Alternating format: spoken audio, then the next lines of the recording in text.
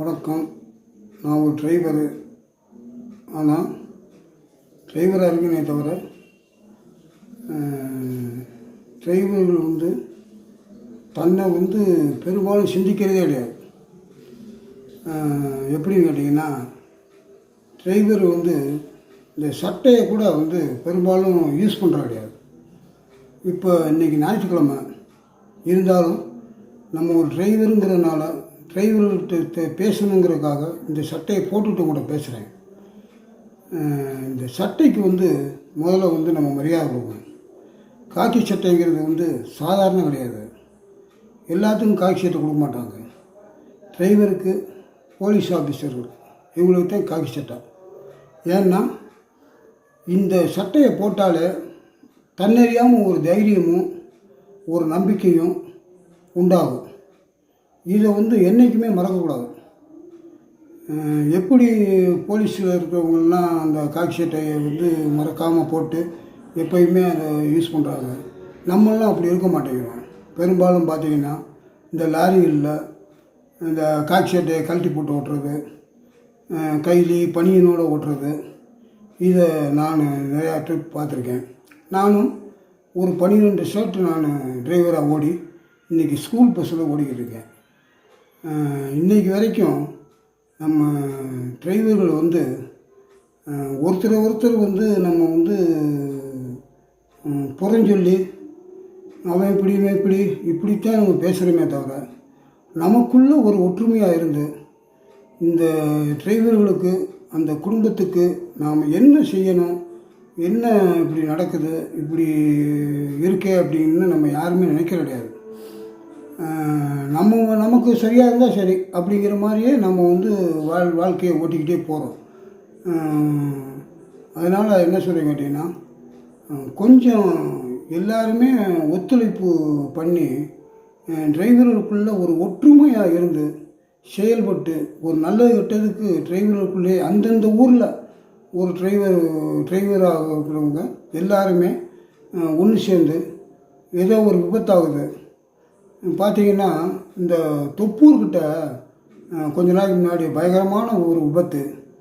ஒரு 3 லாரி, ஒரு car accident ஆகி போயிடுச்சு. இதை போல் நம்ம பேப்பர்லேயும் வீடியோலையும் செல்லுலேயும் இதை நம்ம பார்த்து ரொம்ப பிரமாண்டமாக நம்ம நினைக்கிறோம். இப்படி ஆயிடுச்சே, அப்படி ஆயிடுச்சே, இவன் இப்படி வந்திருக்கலாம், அப்படி வந்திருக்கலாம், இவன் சுலோவாக வந்திருக்கலாம், இவன் நியூட்ரல்ஸ் வந்திருக்கான் இறக்கத்தில், இப்படியெல்லாம் நம்ம பேசுகிறோமே தவிர, அந்த அவங்க குடும்பத்தில் உள்ள ஒரு அவங்களுடைய குடும்பம், அந்த பிள்ளை குட்டிய இவங்கெல்லாம் என்ன ஆனாங்க, எப்படி இவங்க பிழைப்பாங்க, இதை யாராவது சிந்திச்சு பார்த்துருக்கீங்களா? நல்லா யோசிச்சு பாருங்கள். அப்போ இதுக்கு யார் உதவுறது, எப்படி அவங்களெல்லாம் நீங்கள் யோசனை பண்ணி பாருங்கள். அவங்களுக்கெல்லாம் இன்சூரன்ஸ் உடனே கிடைக்குமா? அவங்க குடும்பம் என்ன கதியாகும்? நிராகரி ஆகிருமே. பணம் காசு இருந்தால் ஒன்றும் தெரியாது. பணம் காசு இல்லாத குடும்பமாக இருந்தால் என்ன செய்கிறது? நல்லா கொஞ்சம் யோசிச்சு பாருங்கள். அதுக்காக நாம் என்ன செய்யணும் கேட்டிங்கன்னா, அந்தந்த ஊரில் உள்ளவங்க ஒரு நம்பிக்கையாக இருந்து கொஞ்சம் ஆளுக்கு ஒரு 10 ரூபா கொடுத்தா கூட போதும். 10 ரூபா கொடுத்தா கூட ஒரு அமௌண்ட் சேரும். அந்த பாதிக்கப்பட்டவங்களுக்கு கொண்டு போய் கொடுத்து அதை நம்ம ஒரு டிரைவர் தொழிலை ஒரு நிலைநாட்டி ஒரு நல்லது செய்கிறதுக்கு எல்லோரும் முன் வரணும். இதை நான் என் மனசுக்குள்ளே இருக்குது. இது எப்படி செய்கிறது? இந்த டிரைவர் தொழில் நாம் நம்ம டிரைவர் தொழில் இந்த மாதிரி போய்கிட்டு இருக்கேன். எங்கேயும் டிரைவர்களை மதிக்க மாட்டாங்க. இன்றைக்கி பார்த்திங்கன்னா விவசாயமும் டிரைவர் தொழிலும் ஒன்று. ஆனால் அந்த 2 இல்லாட்டா இந்த உலகமே இயங்காது. இது எல்லாத்துக்குமே தெரியும். ஆனால் தெரிஞ்சும் பார்த்திங்கன்னா விவசாயியும் யாரும் மதிக்கிறது கிடையாது, டிரைவர்களையும் யாரும் மதிக்கிறது கிடையாது. இது நல்லா தெரியும், டிரைவர்களுக்கே தெரியும். அதனால் என்ன சொல்கிறேன், நமக்குள்ளே நாமளே உதவி தருவோம், ஒரு உதவி செய்வோம். ஒரு விபத்தா அவங்களுக்கு ஏதாவது நம்மளால் இயன்ற அளவு ஒரு வசூல் பண்ணி அந்த குடும்பத்துக்கு கொண்டு போய் சேர்த்து அவங்கள ஒரு நல்வாழ்வு படுத்தி அவங்க பிள்ளை குட்டிகளுக்கு ஒரு பிரயோஜனப்படுற மாதிரி ஏதாவது செஞ்சு ஒரு ஒத்துழைப்பு கொடுத்தா ரொம்ப நல்லா இருக்கும்னு நான் நினைக்கிறேன். நானும் ஒரு சொந்தமாக ஒரு லாரியெல்லாம் வாங்கி ஓட்டினேன். பார்த்திங்கன்னா மெட்ராஸை வச்சு ஒரு மிகப்பெரிய ஒரு ஆக்சிடெண்ட் ஆகி போச்சு. அதில் என் கால் வேறு ஒடிஞ்சு போச்சு. ஒரு ஒரு வருஷமாக நான் வேலைக்கே போகல. அப்போ என் குடும்பத்தில் நான் என்ன பாடுபட்டிருப்பேன்னு கொஞ்சம் யோசிச்சு பாருங்கள். எனக்கு உதவும் யாருமே இல்லை.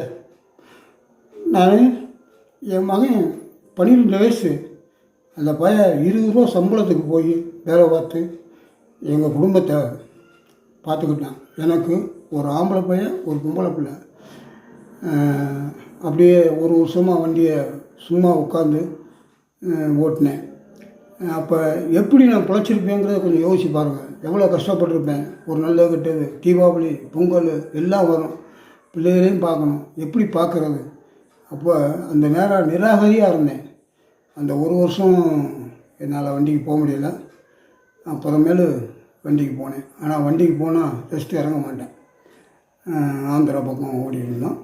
நல்ல ரெஸ்ட் இறங்காமல் ஓடி இந்த கடைங்களை அடைச்சி செஞ்சு அப்புறம் பிள்ளைகள்லாம் கரை சேர்த்து கல்யாணம் காட்சி முடித்து இன்றைக்கி இருக்கேன். இன்றைக்கி வண்டிக்கு போய்கிட்டு ஒரு ஸ்கூலில் ஓடிக்கிட்டு வாழ்க்கையை ஓட்டிக்கிட்டு இருக்கேன். ஆனால் இந்த துன்பமும் துயரமும் எனக்கு அன்னைக்கு இருந்துச்சு.